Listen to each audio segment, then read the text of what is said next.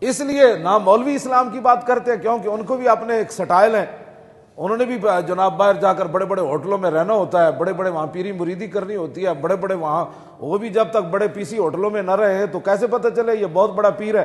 اگر مسجد کے حجرے میں رہے گا تو لوگ اس کو پیر کون مانیں گے؟ نکی جی گڈی تو ہوئے گا تو پھر انہوں پیر کنے مرنا ہے؟ گڈی بھی اگے ہوئے اگو پیچھے بندے بھی ہوں جی حضرت صاحب آ رہے ہیں جی مجی تھلے کٹ آ رہا ہے ہٹ جاؤ جناب، ہاں جی۔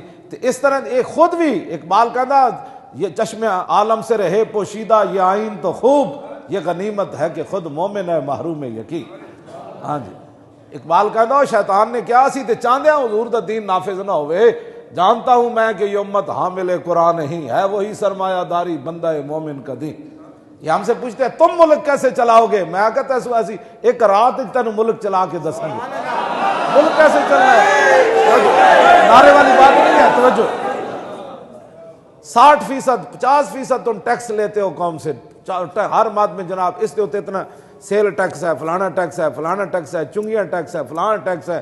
اسلام جو ہے نا اتنے پیسے نہیں لیتا، صرف 2.5% لے کر کتنا کرتا ہے پتہ ہے؟ کوئی زکوٰۃ لینے والا نہیں تھا حضرت عمر بن عبدالعزیز کے زمانے، صرف زکوٰۃ 2.5% ہے نا، فطرانہ لیتا ہے، عشر لیتا ہے، زکوٰۃ لیتا ہے، صدقے لیتا ہے، خیرات لیتا ہے، لیکن قوم پر یہ تو یورپ کا نظام ہے کہ اتنی آمدنی اتنا ٹیکس دے دو۔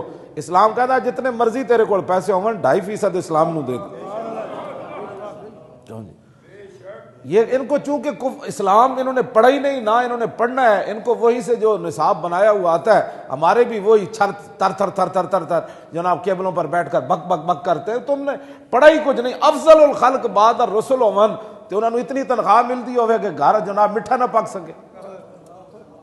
کیا صحابہ کے دل نہیں تھے؟ کیا ان کی زبانوں کے نہیں تھے وہ لذت ان کی زبانیں، اور ان کے دل و دماغ اور ان کے صحت کا انہیں کوئی پتہ نہیں تھا؟ آج ہمارے حکمران ہیں، ہماری قوم ہے، جب تک 20 کھانے نہ کھائے کی صحتیں بحال نہیں ہوتی، جب تک یہ ہوٹلوں پر کھانے نہ کھائیں ان کی صحتیں بحال نہیں ہوتی، اس وقت تک ان کی صحتیں جو ہے وہ بحال نہیں ہوتی۔ یہ کوئی باتیں کرنے والی، میرے خلاف پوری سازشیں تیار کرتے ہیں، یہ سخت باتیں کرتا ہے۔ اب بتاؤ صدیق اکبر اپنی بیوی کو کہتے ہیں کہ مجھے میٹھا بنا دو میرا دل کر رہا ہے، تو کہا کہ میٹھے کے لیے تنخواہ میں نہیں ملتی۔ پھر کچھ دن کے بعد انہوں نے پکا کر سامنے رکھا میٹھا، تو فرمایا آج میٹھا کہاں سے آ گیا؟ میں نے کہا وہ کہاں سے آ گیا، اسی تنخواہ سے میں پیسہ جمع کرتی رہی۔ تو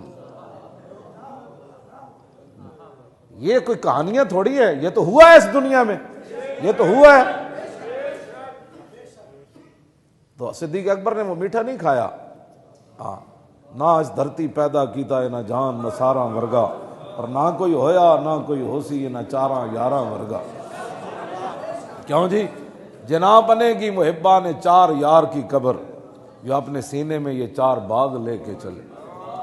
آپ نے میٹھا اسی وہیں چھوڑا، اور بیت المال جو خزانچی تھے ان کے پاس چلے گئے۔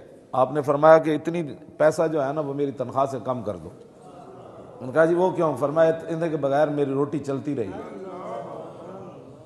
اس واسطے چلو خرچ کرو، وہ تو چلو صحابہ تھے نا، خرچ کرو، لیکن 50 لاکھ کا تم دن میں کیا کھاتے ہو، لوگوں کو کیا کھلاتے ہو، ہمیں بھی بتاؤ۔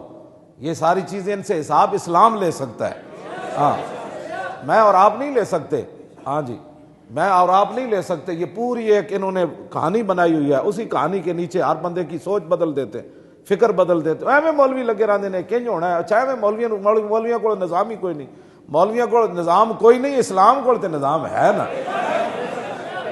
میں تو مولویاں دی کدی گل ہی نہیں کی تھی، میں تو اسلام دی گل کرنا، ہاں جی میں تو مولویاں دی کدی گل ہی نہیں کی تھی مولویاں نو لیاؤ، ہاں مولوی تو نہیں لا سکتے لیکن آج اسلام تو لا سکتا ہے نا۔